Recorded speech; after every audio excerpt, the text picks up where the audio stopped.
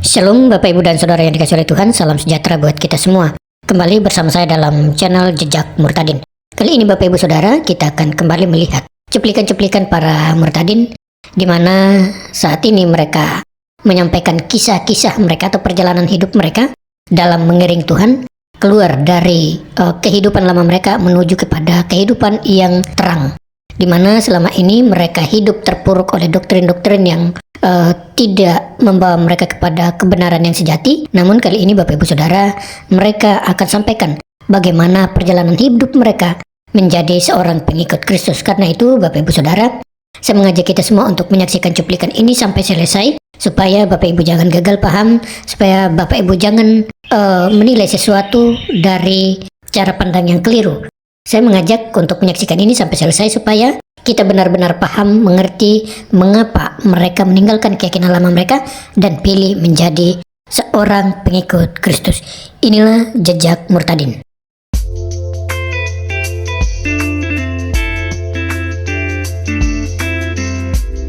Background saya dulu itu dari keluarga muslim yang bisa dibilang cukup fanatik.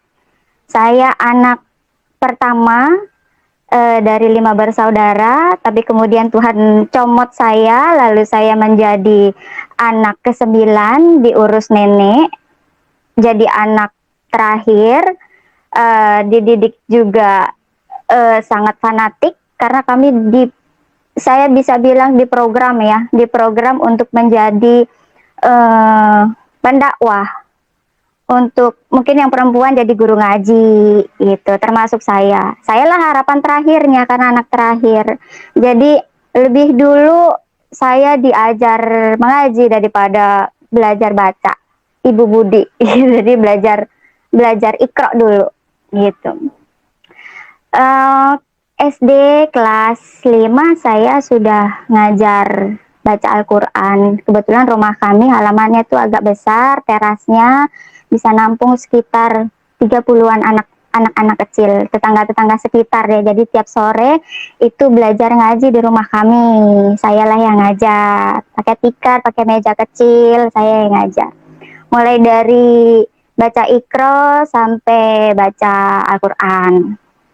Nah, bertahun-tahun saya jalanin profesi sebagai guru ngaji.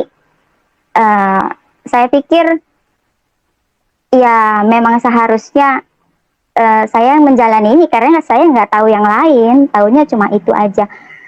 Nah, di seberang rumah kami itu, karena rumah kami pinggir jalan, saya selalu melihat ada sekumpulan anak-anak muda selalu berpakaian kemeja putih, celana hitam. Jadi ada rumah ibadah ternyata di seberang rumah kami.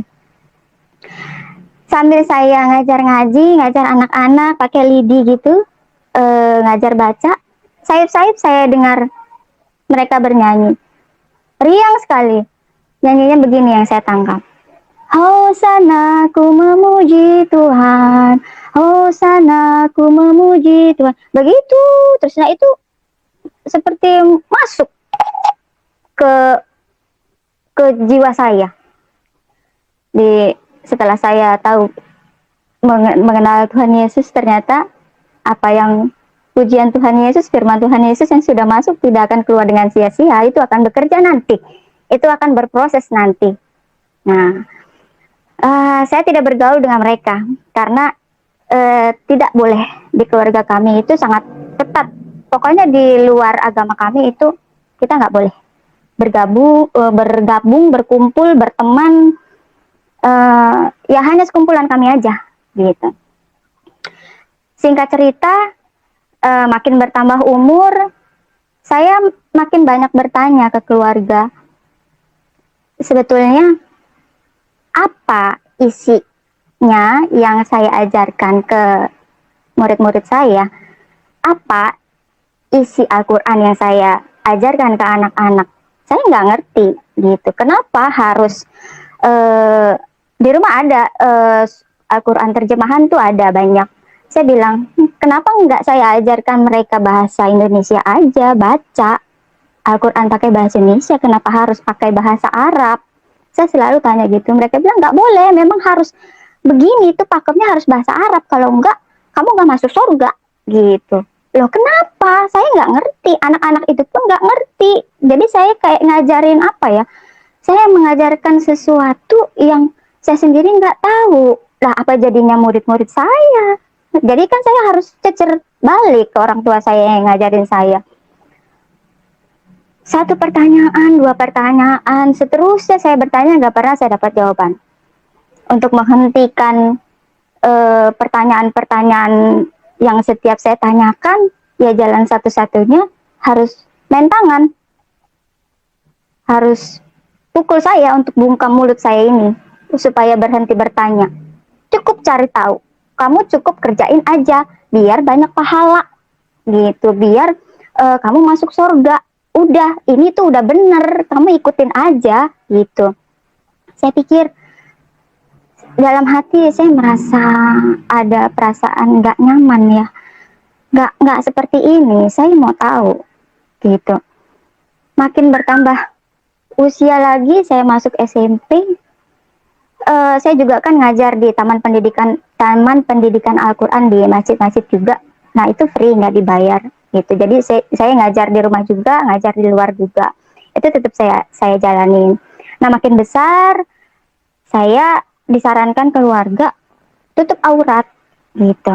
Saya bilang, apa ada yang salah sama aurat saya? Saya bilang gitu. Saya pakaian biasa-biasa aja, nggak yang mengumbar-ngumbar. Iya, tapi kamu guru ngaji. Kamu harus berpakaian seperti layaknya guru ngaji. Tertutup, panjang, pakai kaos kaki, kalau perlu pakai cadar. Saya nggak pernah mau pakai cadar. Karena susah makan. Jadi, ya oke lah, daripada saya pun lelah ya. Jadinya ya asal ibu senang aja. Jadi saya kerjain. Saya pakai baju panjang, jilbab syar'i itu yang panjang-panjang sepaha. Saya pakai kaos kaki kemana-mana. Saya pakai penutup tangan, jadi cuma jari-jarinya aja yang kelihatan gitu. Begitulah saya setiap hari. Saya bertanya lagi gitu. Karena saya harus tahu ini maksudnya, apa yang saya kerjain. Kenapa saya harus berpakaian seperti ini? Selain saya dengan alasan saya jadi guru ngaji. Supaya kamu jadi orang benar. Saya bilang, saya bisa jadi orang benar tanpa harus berpakaian seperti ini. Mereka marah lagi. Udah ikutin aja. Gitu. Kalau kamu nurut sama orang tua, kamu nurut sama agama, kamu pasti masuk surga. Saya nggak punya dalih lagi. Akhirnya saya turutin. Begitu bertahun saya jalani profesi saya nurut sama orang tua. Ya, karena hati seorang anak kan pengen orang tuanya bahagia, ya pengen jadi anak yang penurut gitu. Ya udah saya kerjain aja lah semua. Walaupun sebenarnya udah lelah juga ini di ditampar lah istilahnya kalau nanya-nanya soal agama. Ya udah saya pun merasa capek ya bertanya. Ya udahlah, kerjain aja lah apa mau mereka. Lulus SMP, saya jenjang masuk SMA, saya mau sekolah kejuruan, tapi sekolah Katolik. Itulah titik awal peperangan keluarga antara saya sama mereka. Saya kenapa pilih sekolah Katolik? Karena saya pengen wajah baru sebetulnya. Mungkin di sana saya bisa banyak menemukan ilmu baru gitu. Karena saya sebetulnya dunia saya sempit sekali waktu itu. Yang kepikiran sama saya ya sekolah Katolik gitu. Nah, mereka nggak setuju. Keluarga saya nggak kasih saya sekolah Katolik. Saya pun bersikeras. Ya udah, kalau nggak sekolah Katolik, saya nggak mau sekolah. Biar aja jadi orang bodoh. Nah, karena sifat membangkang saya, mereka pun tahu, keras kepalanya saya, mereka tahu. Akhirnya mereka mengalah. Saya disekolahkan sekolah Katolik. Saya bilang ke kepala sekolahnya, ke suster. Nah, itu puji Tuhan dikasih. Saya boleh sekolah di sana. Nah, saya lah satu-satunya di sana sekolah Katolik yang pakai jilbab, tertutup, rapat. Nah, seru. Begitu masuk sekolah Katolik, saya merasa bahagia sebetulnya. Saya dapat wajah baru, eh, wawasan saya bertambah, dunia dunia saya tadi yang sempit agak melonggar gitu. Dan saya senang dengan pilihan saya yang saya pikir tepat ya, karena di sekolah Katolik itu mereka tidak pernah memaksakan saya untuk masuk Katolik. Mereka bilang sama saya, kalau kamu mau belajar tentang ibadah kami boleh, kalau enggak juga enggak apa-apa, kita enggak maksa gitu, tapi disiplin sekolah nomor satu. Wah, saya senang sekali karena saya terus terang masih berpegang teguh sama akidah saya. Mereka nggak mau ngusik itu, saya senang sekali walaupun saya nggak ngerti ya. Uh, Akidah saya waktu itu ya udahlah, pokoknya saya tuh beda dari kalian. Kalian jangan coba-coba ngerenggut saya gitu. Bertahun-tahun kelas 1 mau naik kelas 2 berjalan, saya juga di rumah masih ngajar Al-Quran, masih di TPA juga masih ngajar. Ada satu peristiwa yang pada waktu itu sangat menyakitkan saya di keluarga. Dan itu memang Tuhan izinkan terjadi karena ada pelajaran nanti ke depan yang akan Tuhan ajarkan, dan itu Tuhan izinkan. Saya mengalami pelecehan seksual di keluarga. Itu ring 1. Luar biasa saya pada waktu itu yang sebagai anak kecil kecewa sekali, takut udah pasti. Saya marah, saya harus bicara sama orang lain. Nah, saya bicara, ngadu ke saudara saya. Saya ceritakan semua dengan harapan saya dapat pembelaan, saya dapat perlindungan. Ternyata enggak ada respon. 1 hari terlewat, ternyata setelah saya tahu, saudara saya ini mengadu dengan pelaku. Nah, di kemudian hari besoknya saya pulang sekolah, sore sekitar jam 3, di pinggir jalan itu mereka boncengan motor, saudara yang saya ngadu ke saudara saya dengan si pelaku itu satu motor. Dari belakang mereka itu memukul saya sampai saya pingsan pinggir jalan. Karena ya saya pikir mereka malu ya, aibnya udah saya bongkar, ada yang tahu gitu. Saya tahu-taunya udah di rumah aja, udah dibawa orang aja gitu. Akhirnya mama saya tanya, ada apa? Saya jadi takut cerita. Jangan-jangan nanti masalahnya jadi lebih besar lagi. Karena saya cerita sama satu saudara pun, saya dapat perlakuan seperti ini. Kalau sampai saya ngadu lagi, saya takut dimatiin gitu. Satu peristiwa itu terjadi, beberapa nggak selesai itu masalah nggak selesai, terkubur aja, dan saya memilih diam. Beberapa bulan kemudian saya dapat satu lagi perlakuan kurang ajar dari ring 1 saya juga, dengan orang yang berbeda, orang yang satu atap sama saya dari kecil, sama pelecehan seksual juga. Puji Tuhan, Tuhan masih melindungi saya ya.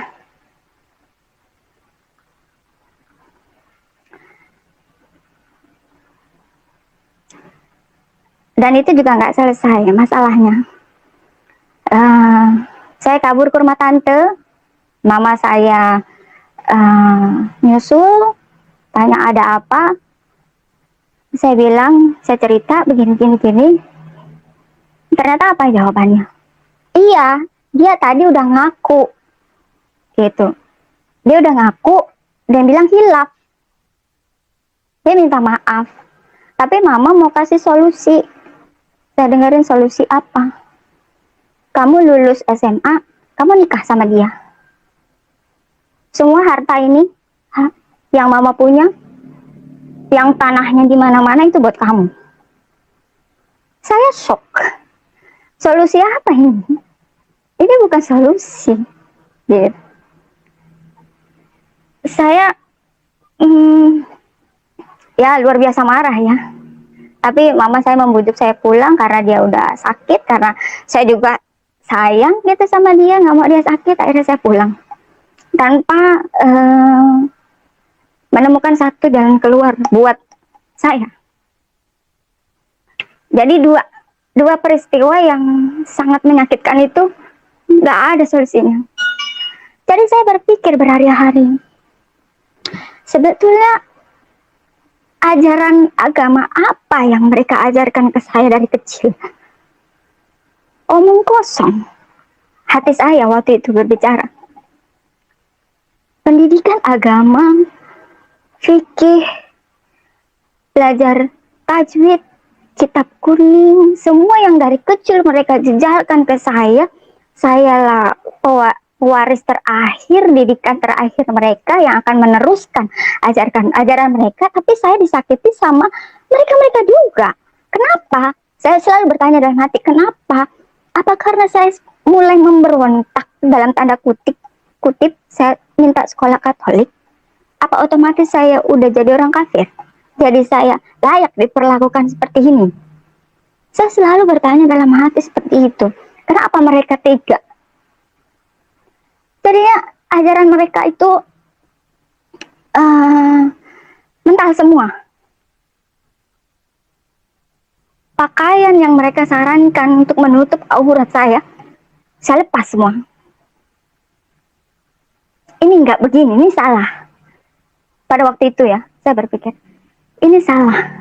Kalian suruh saya berpakaian seperti ini untuk jadi orang benar. Tapi perlakuan kalian seperti ini. Saya lepas itu semua. Saya bisa tanpa ini saya jadi orang benar, bisa. Dan saya gak perlu ngumbar-ngumbar aurat di pinggir jalan. Gitu. Lulus, singkat cerita lulus SMK. Saya belum dapat ijazah karena masih libur panjang. Saya dapat aduan dari sepupu saya, bilang kalau saya sudah masuk gereja. Dia melihat saya masuk gereja. Mama saya sidang saya. Dalam hati saya, apa lagi ini? Masalah apa lagi yang kalian tuduhkan ke saya? Saya bilang, Kak, saya sama sekali belum pernah nginjak gereja. Gak pernah satu langkah pun. Saya di sekolah Katolik pun tetap kekeh menjaga akidah saya. Saya tetap Muslim. Saya nggak mau belajar ataupun duduk di ruang mereka ibadah itu enggak, apalagi ke gereja. Nah, omongan saya nggak didengerin, sama sekali nggak didengerin. Saya nggak punya suara. Singkat kata, saya diusir. Baju-baju saya dibuang-buangin. Termasuk salah satu pelaku yang udah kurang ajar sama saya itu yang buang-buangin baju saya ke pinggir jalan. Saya nggak tahu lagi mau kemana. Nggak punya uang. Ke tempat saudara pun saya pikir sia-sia, sama aja. Akhirnya saya nginep di rumah teman yang cukup jauh dari rumah. Teman saya mau nampung saya. Saya nginep di pinggiran, bukan di pojokan kamar belakang yang kecil, cuma pakai matras tidur. Wah, itu udah bersyukur banget bisa nginep. Ada 3 atau 4 hari saya nginep, saya sakit parah. Sekujur tubuh saya ini sampai ke muka-muka itu seperti melepuh, isinya air dan menghitam. Dalam hati saya, apa saya diguna-guna? Tapi ya oke lah, udahlah. Saya nggak sanggup juga berpikir yang bukan-bukan, karena udah kesakitan. Sakit panas tinggi, gatal, perih, nyut-nyutan, sekujur badan, bergerak sakit, napas pun sakit. Sanggupnya cuma tidur, karena saya harus tidur. Kalau nggak tidur, saya kesakitan. Jadi sanggupnya cuma tidur. Cuma itu yang saya bisa. Saya nggak berdoa. Saya nggak minta, tolong sembuhkan saya, Tuhan. Nggak. Sama sekali nggak ada di pikiran saya itu Tuhan. Nggak ada. Berhari-hari saya sakit, makin banyak sakitnya. Saya waktu itu masih pakai baju panjang, jadi teman saya nggak tahu. Dan mereka pun sekeluarga pada kerja ya, bersyukurnya, jadi nggak terlalu memperhatikan saya.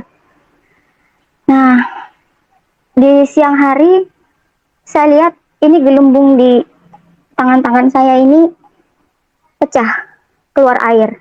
Semuanya keluar air. Dan itu rasanya gatal sekali. Gatal, panas, menganga. Kalau udah kering itu jadi kerak. Saya nggak bisa bersihin karena sakit. Mungkin ada baunya juga kali kalau dicium. Nah, saya minta garam sama teman saya. Saya minta garam dong buat luka saya gitu. Saya ada luka nih dikit gitu. Dikasih di dapur. Ada di dapur, saya ambil. Saya taburin itu garam ke luka. Wah, perihnya minta ampun. Luar biasa sakitnya. Saya nggak bisa beli obat karena nggak ada uang. Mau minta ke teman juga nggak enak karena saya udah numpang tidur makan di situ. Jadinya saya cuma punya garam dan tidur, itu aja. Habis pakai garam saya coba untuk tidur selama mungkin. Karena kalau saya nggak tidur saya kesakitan. Jadi harus tidur biar lupa kalau saya sakit. Singkat cerita, berhari-hari obatnya cuma garam, sembuh, mulai mengering, badan saya udah masih panas, cuma udah nggak terlalu panas. Saya pikir saya malu terus-terusan numpang di rumah kawan. Saya pikir saya harus punya uang. Saya cari kerja. Saya tanya teman-teman saya, ajak saya kerja dong di toko atau di mana gitu. Dibayar berapa aja gitu. Ada teman saya nawarin, nah, ayo ikut yuk kerja gitu. Tapi saya belum ngambil ijazah gitu. Udah coba aja dulu. Ya, emang Tuhan itu baik ya, udah dikasih jalannya loh. Saya dapat kerja tanpa diminta ijazah. Saya jujur bilang ijazah saya belum saya ambil gitu. Karena ngambil ijazah juga pakai uang. Terus kerja lah saya narik troli di golf. Nggak ada setahun. Ada kerabat jauh yang mungkin kasihan lihat saya jadi kuli, anak perempuan masih kecil. Saya disuruh kuliah di Depok. Masuklah saya kuliah di Depok. Puji Tuhan ya, ada yang masih mau peduli, dan yang saya yakin itu dari Tuhan, bukan dari siapapun.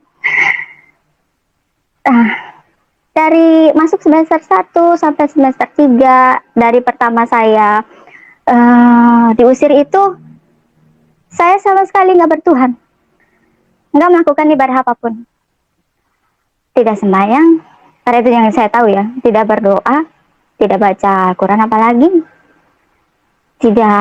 pokoknya sama sekali nggak melakukan ibadah apapun, nggak bertuhan lah ya. Mungkin hati kecil saya kecewa, mungkin gitu, jadinya saya nggak mau ibadah, nggak mau sembahyang.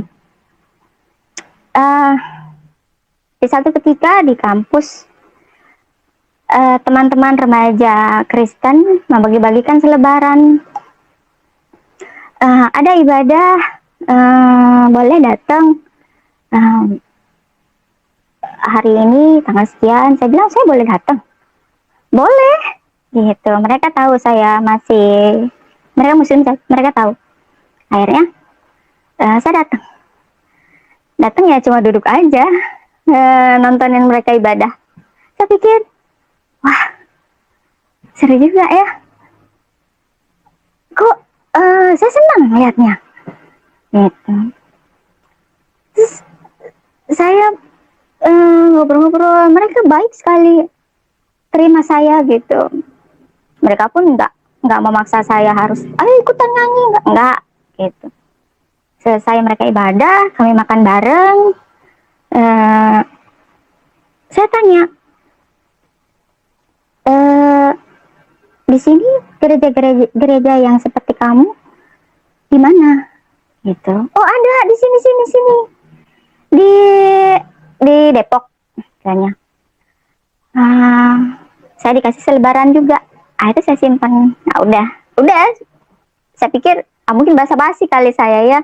Udah, saya simpan aja itu di tas. Oke, kuliah seperti biasa. Berminggu-minggu. Suatu malam, itu malam Natal. Saya di kamar. Kok saya rasa pengen ke gereja ya? Apa yang difitnahin sepupu saya pernah masuk ke gereja? Ternyata emang harus kejadian, saya harus ke gereja. Saya pikir ini malam Natal, pasti banyak orang di gereja. Oke lah, saya tapi nggak tahu gereja di mana daerah sini. Saya ke tukang ojek, bang, itu malam sekitar jam 7-an, habis maghrib. Bang, anterin saya ke gereja. Diantarin lah ke gereja, ke pelosok-pelosok jauh. Saya pikir moga-moga saya nggak dibawa kabur di pedalaman gitu, kiri kanan pohon. Tapi tibalah di depan gereja, besar sekali dan ramai sekali. Di depan gereja itu ada tenda, ada bangku-bangku, dan orangnya banyak, rapi-rapi, cantik-cantik. Saya masuk. Ternyata gereja Katolik. Saya nggak tahu, pokoknya gereja aja judulnya. Nah, diantri mah tukang ojeknya, ya dia juga tahunya gereja. Singkat cerita, ikut prosesi ibadah. Saya ikutin ibadahnya sampai selesai. Orang-orang pada berdiri, mau terima perjamuan. Ada juga yang duduk. Tapi saya ikut berdiri. Saya ikut maju. Saya ikut perjamuan, disuapin roti perjamuan, minum anggur dari satu cawan yang sama. Nah, ini saya baru tahu ternyata di kemudian hari. Ada teman juga yang protes, itu yang cuma bisa terima roti perjamuan itu cuma yang sudah dibaptis. Lah saya mana tahu, saya hanya ngekor aja. Bahkan waktu itu baptis aja saya nggak tahu apa itu baptis. Cuma ngikut-ngikut orang aja. Ya udah. Cuma saya berpikir ketika terima perjamuan, kenapa saya harus disuapi? Kenapa saya harus minum dari satu cawan rame-rame? Saya berpikir higienis waktu itu ya. Waktu itu. Kenapa harus satu gelas rame-rame, bekas mulut orang gitu. Udah dari situ saya nggak pernah datang ke gereja lagi. Nggak. Berminggu-minggu, berbulan-bulan saya nggak datang-datang lagi ke gereja. Saya ingat, saya punya selebaran jadwal ibadah gereja yang teman kampus saya itu. Ternyata nggak jauh dari tempat saya. Saya datang hari Minggu. Gitu saya datang. Wah, ini dia. Dalam hati, wah senangnya minta ampun. Saya senang pujiannya. Walaupun saya belum hafal ya. Saya bergembira, sukacita.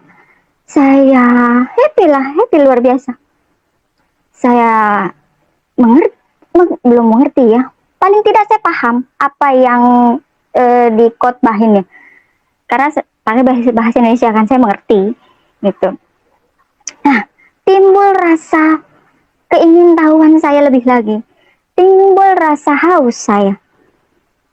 Jadi kalau ada KKR di mana saya datang. KKR jauh lagi, gimana saya datang? Hari Minggu adalah hari yang saya tunggu-tunggu karena saya mau gereja. Gitu.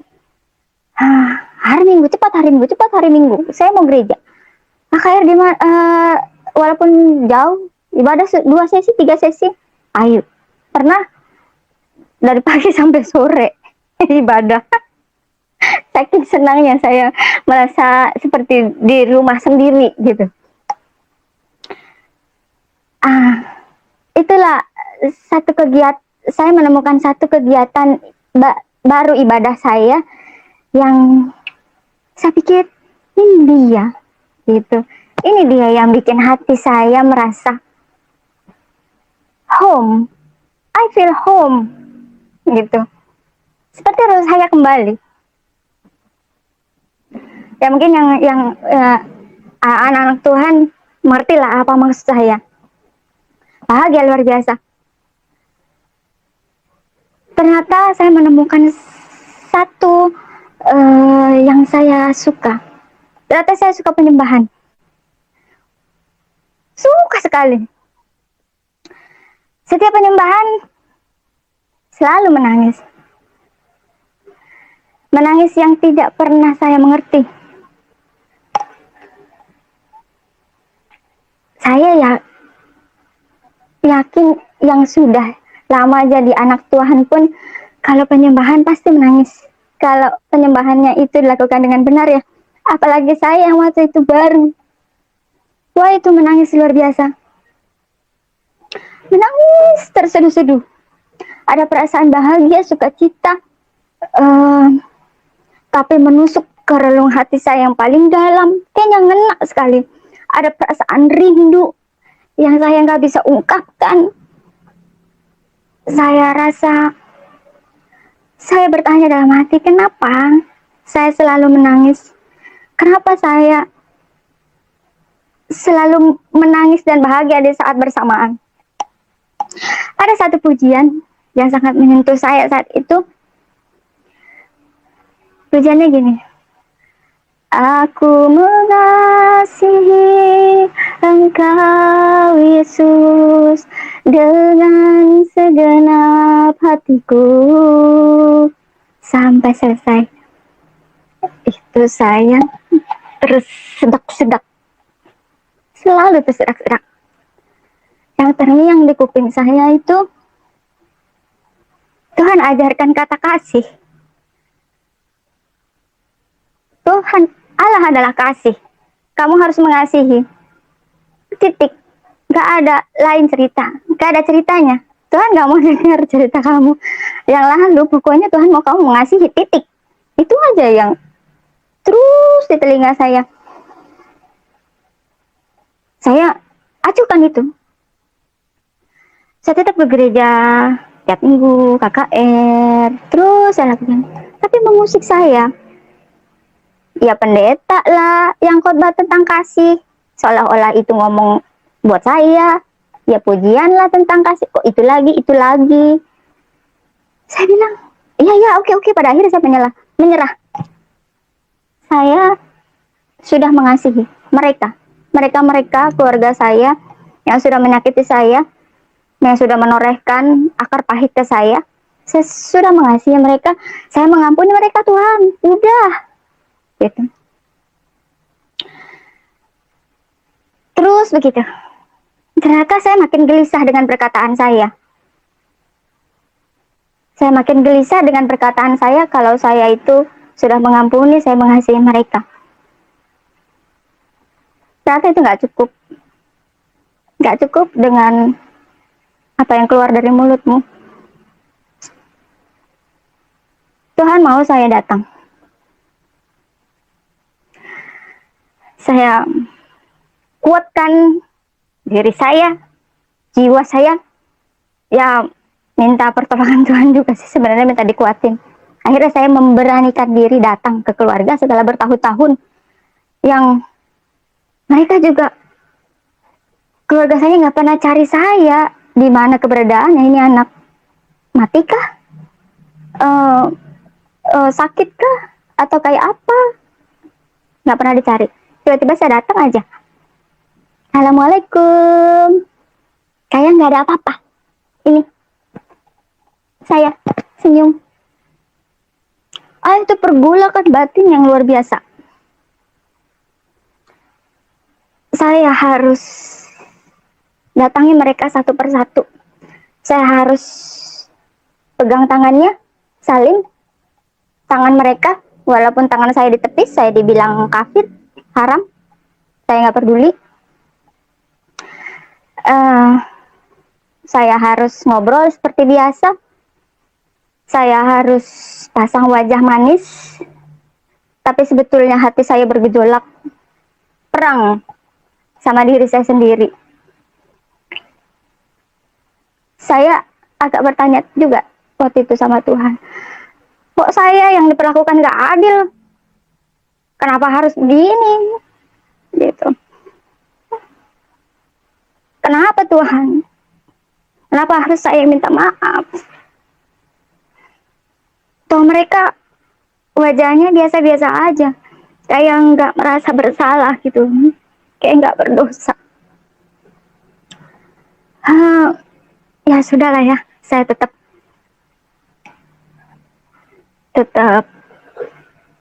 kerjakan apa yang Tuhan mau. Tuhan bilang, kamu harus punya kasih, dan lakukan itu. Gak cukup dengan mulut. Saya lakukan itu, sama juga prosesnya. Saya terus temui mereka, lebaran saya datang, seperti biasa. Ada berkat pun saya kasih, mereka terima. Mereka udah mulai nggak bertanya tentang agama saya, mungkin mereka udah tahu ya. Sebenarnya saya nunggu-nunggu juga mereka tanya. Tapi mereka nggak pernah tanya itu. Mungkin mereka udah tahu dari cara berpakaian saya yang terbuka begini, cara bicara saya yang mungkin beda. Mereka anggap ya dulu masih kecil lah ya, dulu masih kecil.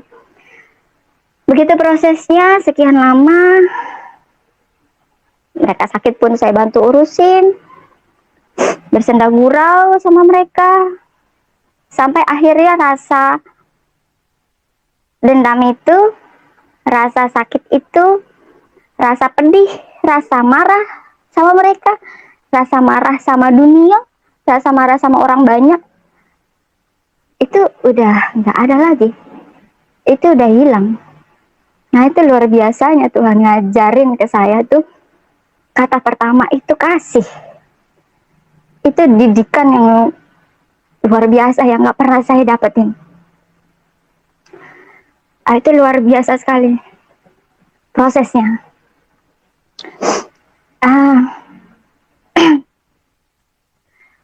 Sampai hari ini kami masih berhubungan baik.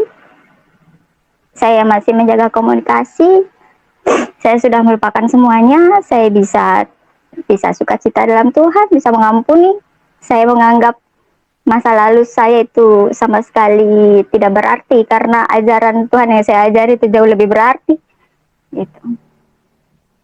Dan ya puji Tuhan, sampai hari ini pun Tuhan masih memproses saya, masih banyak sekali ajaran-ajarannya yang masih terus diajarin ke saya.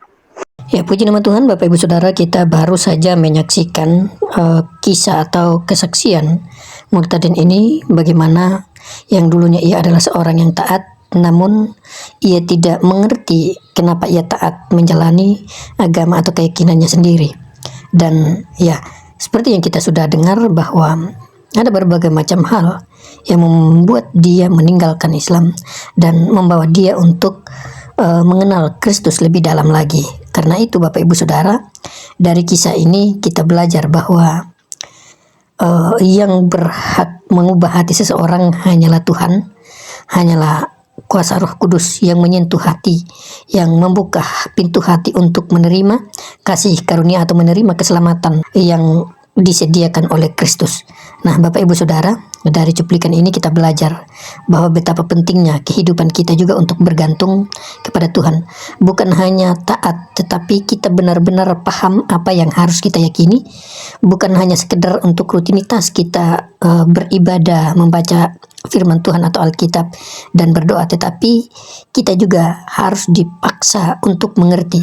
Tanpa kita mengerti, maka kita tidak tahu apa yang kita sembah, kita tidak tahu apa yang kita imani. Karena itu penting bahwa kita itu harus dengan serius belajar dan terus belajar memperdalam iman dan keyakinan kita melalui apa? Yaitu melalui firman Tuhan. Melalui apa? Melalui perenungan pribadi kita dengan Tuhan dan juga melalui doa-doa kita.